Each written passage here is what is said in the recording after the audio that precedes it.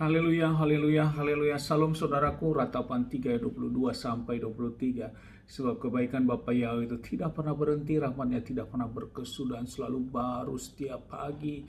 Dan begitu besar kasih setia Bapa Yahweh dalam kehidupan kita. Renungan KPI Mayim Kaim pada hari Selasa tanggal 6 April 2021 atau pada tanggal 24 Nisan 5781 yang diambil dari kitab Imamat 14 ayat 33. Dan hari ini juga kita sudah memasuki penghitungan Omer yang ke-9, saudaraku, yang berkata demikian, inilah Taurat bagi yang berpenyakit kusta, yang tangannya tak dapat mencukupi untuk persembahan-persembahan penahirannya. Saudaraku, ini adalah perikopnya tentang penahiran penyakit kusta, saudaraku. Dan di dalam kitab Imamat 14 ini Bapa Yahweh yang langsung berkata kepada Mose dengan bagaimana tata cara untuk melakukan penahiran terhadap orang-orang yang mengalami penyakit kusta dan sudah sembuh, saudaraku. Mereka tidak saja langsung menunjukkan kepada imam bahwa dia sudah sembuh sampai di situ saja, saudaraku. Tidak, saudaraku, ada sesuatu seremoni yang memang Bapa Yahweh perintahkan, yaitu mereka juga harus mempersiapkan 2 ekor domba jantan yang sempurna dan 1 ekor domba betina usia 1 tahun, saudaraku, sebagai persembahan penghapusan salah mereka, penghapusan dosa mereka. Dan mereka harus dikeluarkan, diasingkan dulu di dalam perkemahan selama 7 hari, saudaraku, dan hari ke-8 barulah mereka memberikan persembahan ini, saudaraku, persembahan penghapusan salah, penghapusan dosa ini. Dan khusus bagi yang tidak mampu bisa dilakukan dengan burung, saudaraku, dengan burung tekukur dan juga burung merpati, masing-masing 2 ekor, saudaraku.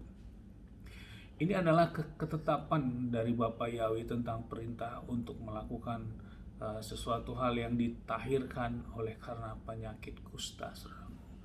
Bila kita renungkan bagaimana bangsa Israel saat itu untuk melakukan ketaatan terhadap hukum-hukum yang Bapa Yahweh berikan, khususnya bagi orang yang mengalami sakit seperti ini juga, saudaraku, mereka harus melakukan persembahan-persembahan di Bait Elohim, saudaraku. Dan inilah menunjukkan bahwa sentral segala aktivitas yang berhubungan dengan Bapa Yahweh itu pusatnya ada di Bait Elohim ini, saudaraku, ada di kemah pertemuan ini. Sehingga menghadapi berbagai macam bentuk korban-korban persembahan yang diberikan oleh bangsa Mesir, bangsa Israel pada waktu itu, saudaraku, imam mengambil alih semua karena ini adalah ketetapan dan perintah Bapa Yahweh. Saudaraku, dihadapkan dengan ini, mari kita kembali renungkan tentang betapa kita bersyukurnya, saudaraku, kita hidup di zaman saat ini, saudaraku. Kita tidak mengalami bagaimana seperti halnya di zaman Mose ini, saudaraku, yang kalau kita lihat memang sangat ribet sekali, saudaraku, terutama dalam dosa-dosa penghapusan, dosa-dosa pengampunan, harus memberikan korban-korban persembahan yang berbentuk hewan ini, saudaraku, apakah itu sapi, apakah itu kambing, domba, dan juga burung, saudaraku. Hal ini harus mereka lakukan dalam wujud ketaatan mereka. Namun sekarang, saudaraku, kita tidak perlu lagi melakukan seperti itu, karena semuanya sudah dibayar lunas oleh darah Adonai Yeshua HaMashiach di kayu salib, saudaraku, kepada kita yang sungguh-sungguh percaya kepadanya. Dan hal ini tentu sesungguhnya merupakan ucapan syukur juga bagi kita, untuk sehingga kita tidak melakukan seperti halnya yang dilakukan bangsa Israel. Namun wujud dari ucapan syukur kita itu apa, saudaraku? Ini yang menjadi pertanyaan bagi kita.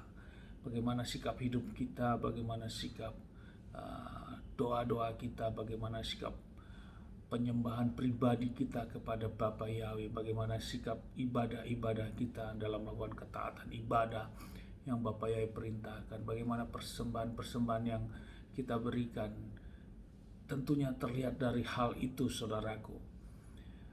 Dengan kondisi seperti ini, dengan penuh ucapan syukur, namun masih banyak orang-orang yang belum mengerti bahwa dia justru dalam menjalani kehidupan saat ini, dia terlena, dia menganggap sesuatu hal menjalani kehidupan ini biasa saja, sesuai dengan kenyamanan yang dia dapatkan, saudaraku.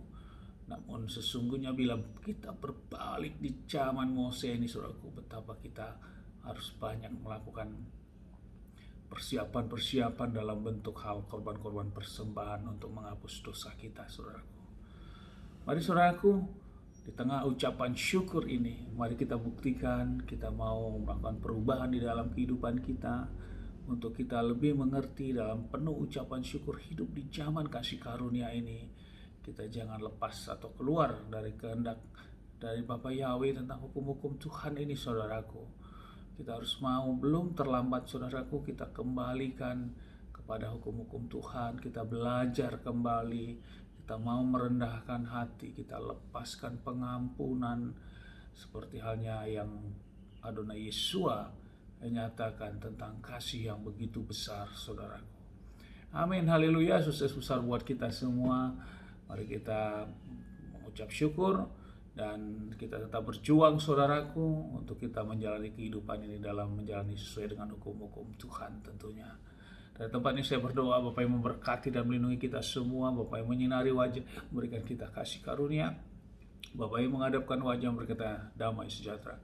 Apapun yang kita kerjakan sepanjang hari ini, semuanya menjadi berhasil, dan kita orang-orang yang percaya kepada Bapak, kita tidak dipermalukan. Adapun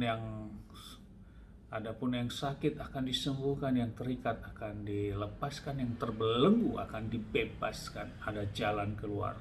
Amin, haleluya, shalom saudaraku.